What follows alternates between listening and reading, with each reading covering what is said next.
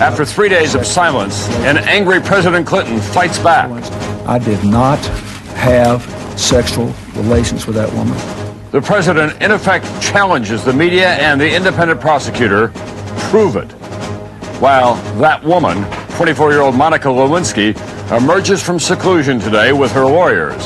Intense negotiations with prosecutors to tell everything. While in Iraq, the time for talk is all but over. The president tells the Pentagon to plan to hit Saddam hard unless he opens all sites to weapons inspection. From NBC News, this is NBC Nightly News with Tom Brokaw. Reporting tonight from Washington.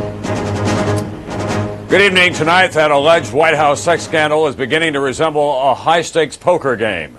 Very high stakes. The president pushing all of his chips into the middle of the table and challenging Whitewater prosecutor Ken Starr to play his hand. So far tonight, Starr and the others continue to examine their options, including some kind of deal with the young woman, Monica Lewinsky. NBC's David Bloom begins our coverage at the White House tonight. David? Tom, the two sides are talking tonight. One source telling NBC News we're moving closer to a deal whereby independent counsel Ken Starr would grant some sort of immunity to Monica Lewinsky in exchange for her testimony. But sources also caution that if no deal is struck tonight, she could be hauled before a federal grand jury here in Washington as early as tomorrow. Meanwhile, today the president drew a line in the sand. Thank you. The applause was heartfelt. The president's anger looked real. One day after his allies declared war, Mr. Clinton today was leading the charge. But I want to say one thing to the American people. I want you to listen to me. I'm going to say this again. I did not have sexual relations with that woman, Miss Lewinsky. I never told anybody to lie, not a single time, never. These allegations are false, and I need to go back to work for the American people. And with that, a Clinton counteroffensive began, the First Lady at her husband's side. Moments later, a car carrying the former White House intern, Monica Lewinsky, and her lawyer left the Watergate, where the 24-year-old woman has been holed up since last week, when allegations of an affair and a cover-up involving the president first broke. Tonight, sources say independent counsel Ken Starr may be inching closer to a deal to win Lewinsky's cooperation. Her lawyer this morning. That Monica will tell everything and the chips will fall where they may. The president's new strategy, he now wants an early trial in Paula Jones' sexual harassment case, where Monica Lewinsky is a potential witness against him. Today, Mr. Clinton's lawyer, Bob Bennett, argued Jones' case has become a vehicle for parties allied in an attempt to destroy the president, who's being tarred in the media with, Bennett said, gossip, innuendo, and hearsay.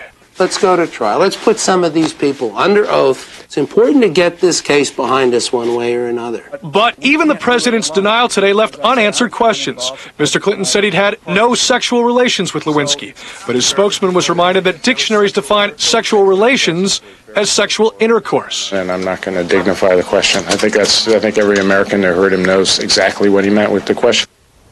The real issue tonight is, are they close to a deal? Sources tell NBC News that Lewinsky has, in recent days, told prosecutors what she describes as the entire story of her relationship or purported relationship with the president. If a deal is struck, that could go a long way toward making Ken Starr's case much stronger against the president and his close friend, Vernon Jordan.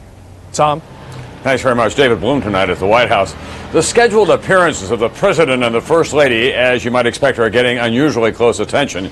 She's on the Today Show tomorrow morning, and then tomorrow night, the president goes to Capitol Hill for his annual State of the Union speech. And as NBC's Claire Shipman tells us tonight, that speech and what to put in it are getting a lot of attention as the White House is being buffeted by this political storm. Claire? Tom, that's right. Worried about plummeting poll numbers, disheartened supporters, and what some insiders have called shockingly weak previous denials from the president, his political team pushed him to take a tougher tone today, although lawyers insisted on much the same language. The political and legal team hope that today's performance will alleviate the need for any mention of the scandal in the State of the Union address tomorrow. Though in this atmosphere, nothing is certain. Sources say the president was still consulting with advisors late last night about the decision to speak today. Tomorrow night is still, in news cycle terms, a long ways off. Mickey Cantor, the former Commerce Secretary who's spearheading crisis management, is said to have brought confidence to the shaken staff. Erskine Bowles, the chief of staff, is also said to be more involved than he was last week, though still sticking primarily to policy. But besides the lawyers, only a small group within the White House knows all the facts. Cantor, who's now on the legal team, Bruce Lindsay, Clinton confidant and deputy White House counsel, and the president and Mrs. Clinton.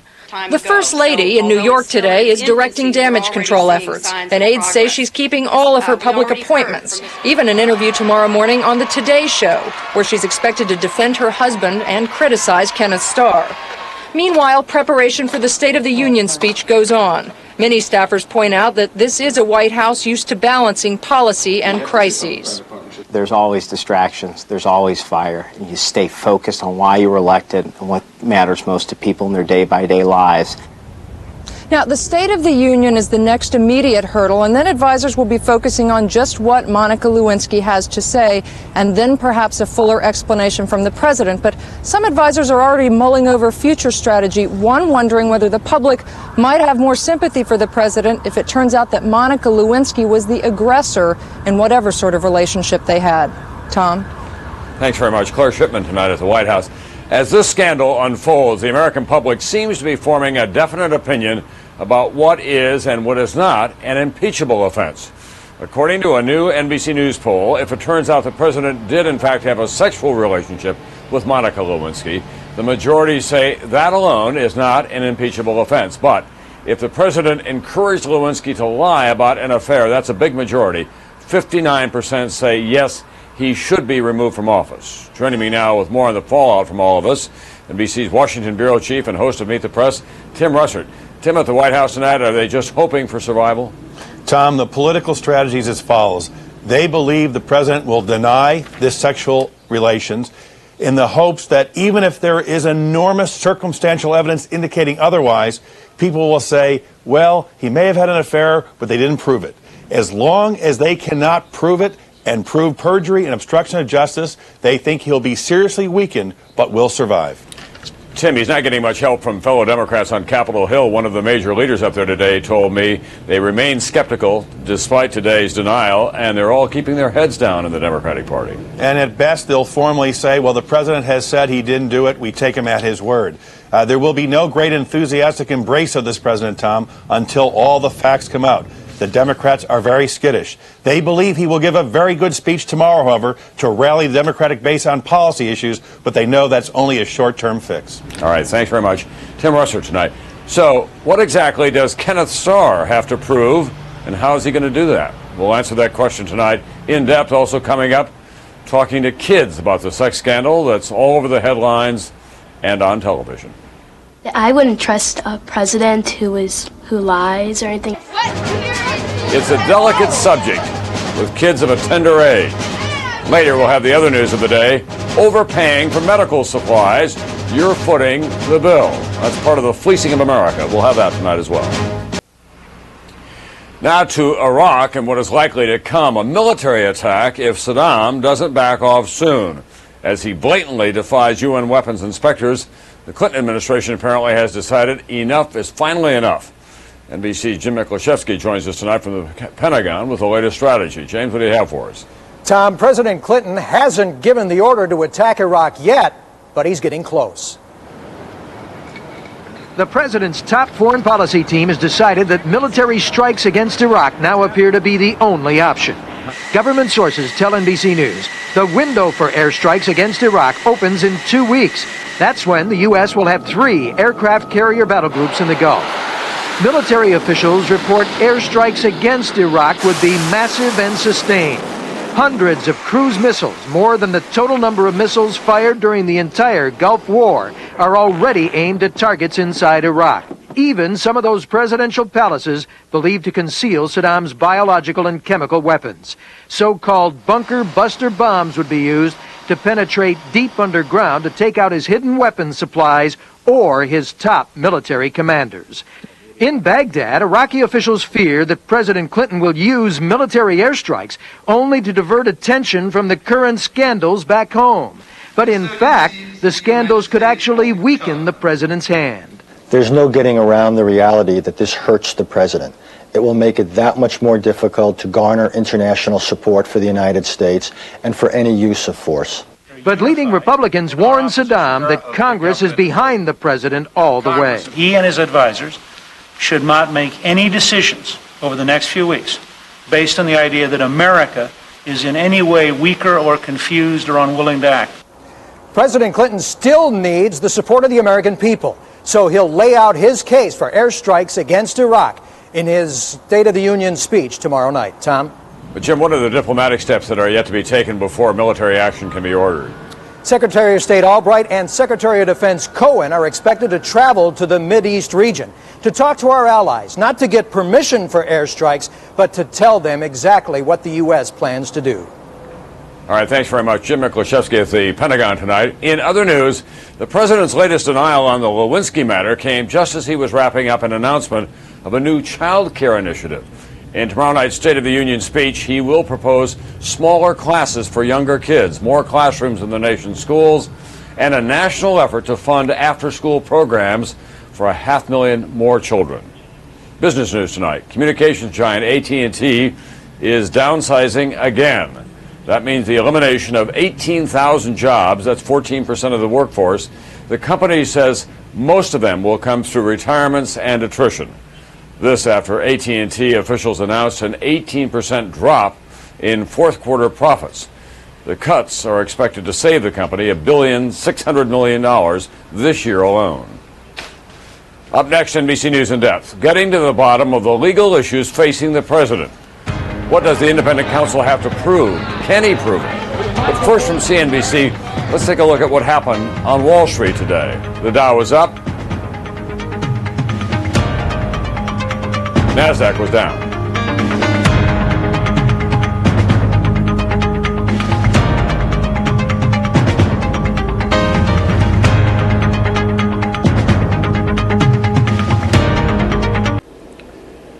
NBC News in Depth tonight. More on the White House scandal. President Clinton and Whitewater independent counsel Kenneth Starr eyeball to eyeball now. A fierce denial by the president today to allegations Starr is trying to prove.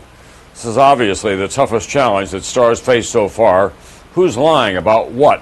What are the criminal possibilities in the matter of Clinton and Lewinsky? In Depth tonight, NBC's Pete Williams. Anybody to lie? The president today staked out his position. He absolutely did not have sexual relations with Monica Lewinsky. And his advisors are going to war against Kenneth Starr, saying the independent counsel is out of control. But Starr's defenders note that it was Mr. Clinton's Attorney General, Janet Reno, who supported Starr's request to look into the Lewinsky allegations. With today's presidential denial, what does Starr do now? If Monica Lewinsky decides to talk and say that they did have an affair, then it would be he said, she said, a tough case to prove, according to lawyers close to Starr's staff. And a former prosecutor agrees. It's going to be very difficult for a prosecutor to make a case that's just based on that. What a good prosecutor will look for is circumstantial, independent evidence. And that's just what Kenneth Starr is searching for, other evidence that would confirm Lewinsky's story. He has now subpoenaed Secret Service logs asking when was she in the White House, and subpoenaed White House aides and Clinton friends to ask whether and why they did her any favors. Starr's investigators are checking out a tip that a White House official may have seen the two of them together there, but the White House strongly denies that.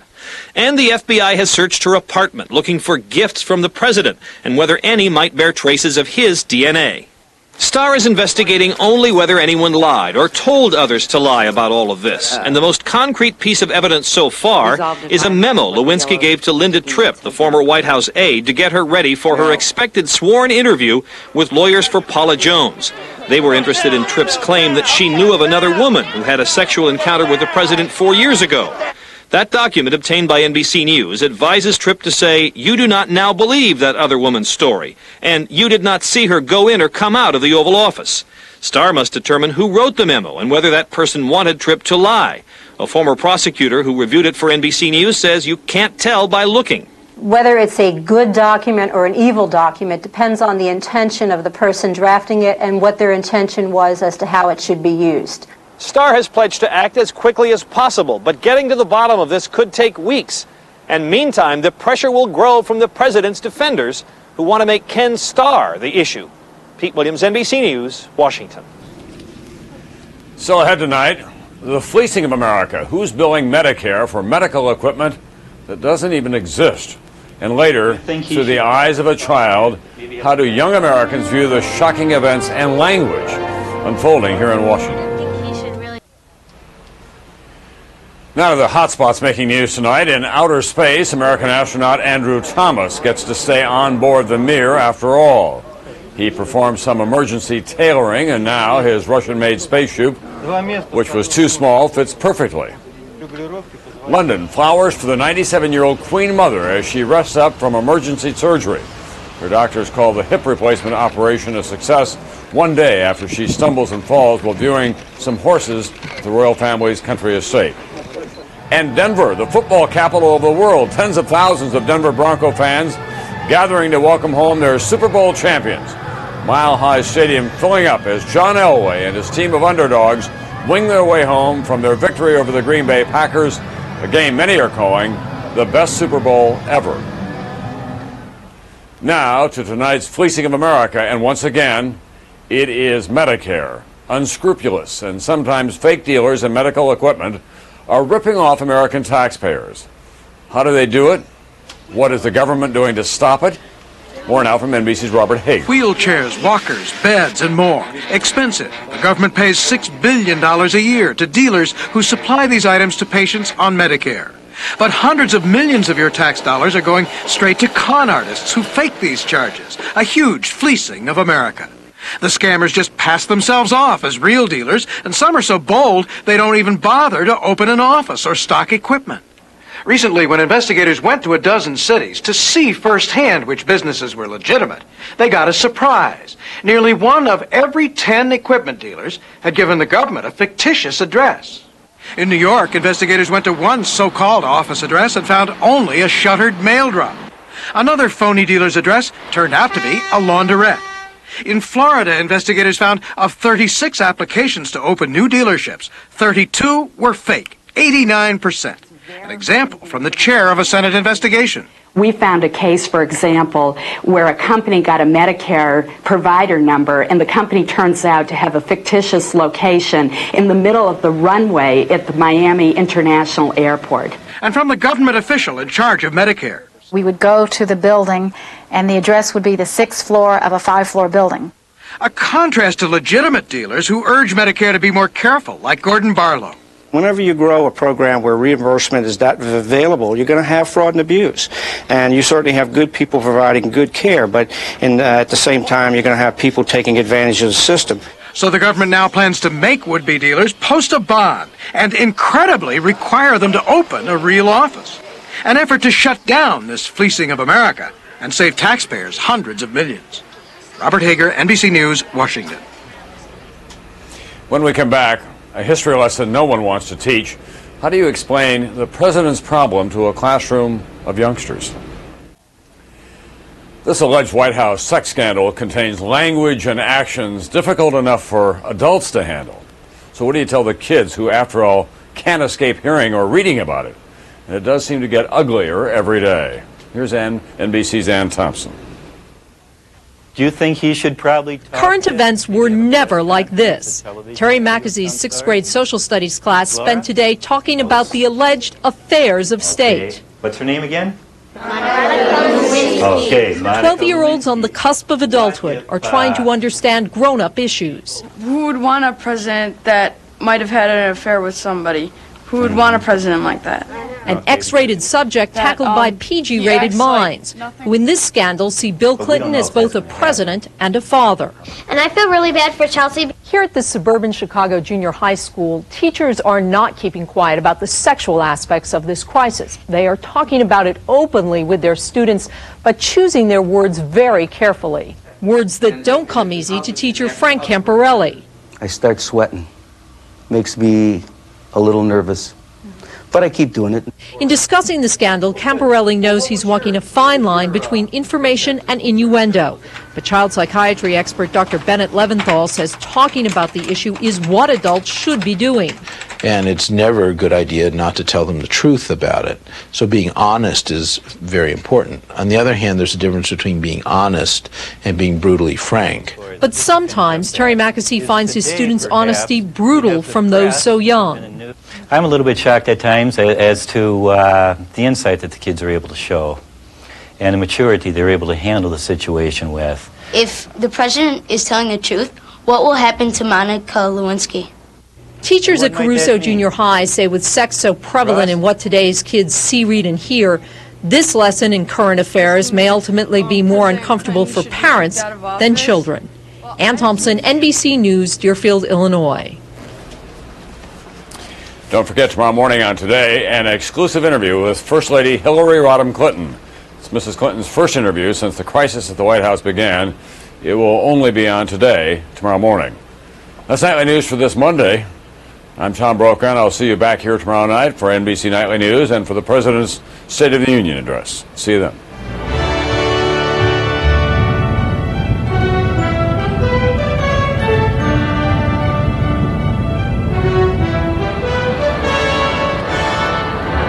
NBC Nightly News is America's most watched evening news program.